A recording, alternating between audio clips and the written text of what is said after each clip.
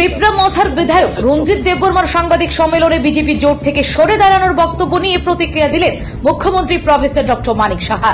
তবে সাংবাদিক সম্মেলনের মথার এই বক্তব্যের পর জাতীয় সংবাদ মাধ্যমে তিপ্রামথা বিজেপি জোট সরকার থেকে সরে দাঁড়াচ্ছে এবং তাতে বিজেপি দল করছে বিপাকে এই ধরনের সংবাদ ফলাও করে প্রচার হয়েছে।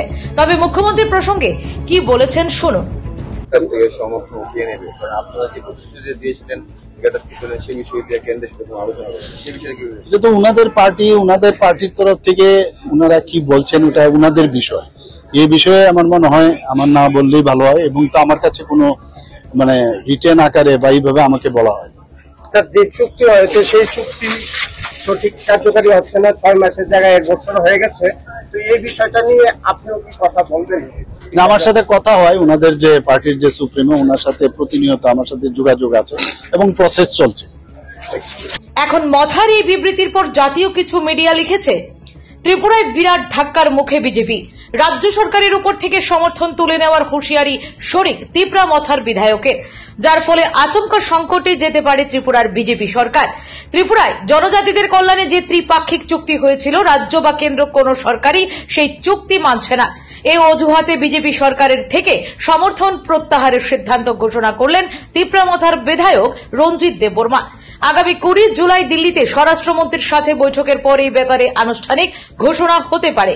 যদিও তিপ্রামথার প্রধান প্রদ্যুৎ কিশোর দেববর্মা আবার সমর্থন প্রত্যাহারের সিদ্ধান্ত জানেন না বলে দাবি করেছেন।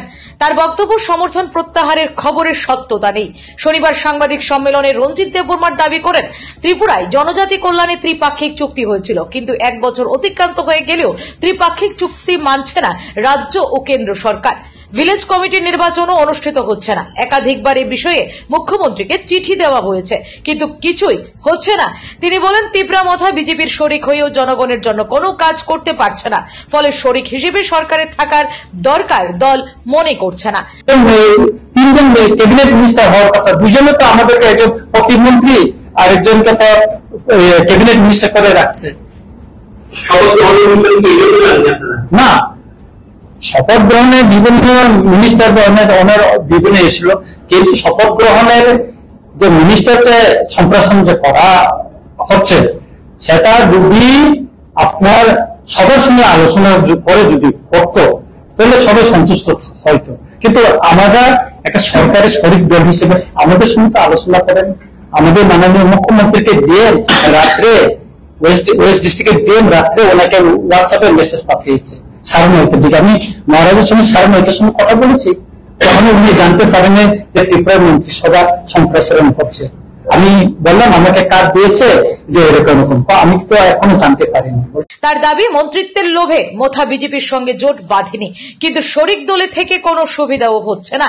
আগামী 20 জুলাই দিল্লিতে স্বরাষ্ট্রমন্ত্রীর সঙ্গে বৈঠকের পর সমর্থনের প্রত্যাহারের ব্যাপারে আনুষ্ঠানিকভাবে ঘোষণা করা হবে বলে জানান তিনি। সম্প্রতি রাজ্য মন্ত্রিসভায় একজন মন্ত্রীকে অন্তর্ভুক্ত করা হয়েছে। এ নিয়ে শরিক দলের সঙ্গে কোনো আলোচনা করা হয়নি বলে তিপ্রার অভিযোগ। শপথ গ্রহণ অনুষ্ঠানও বয়কট করে শরিক দলগুলো।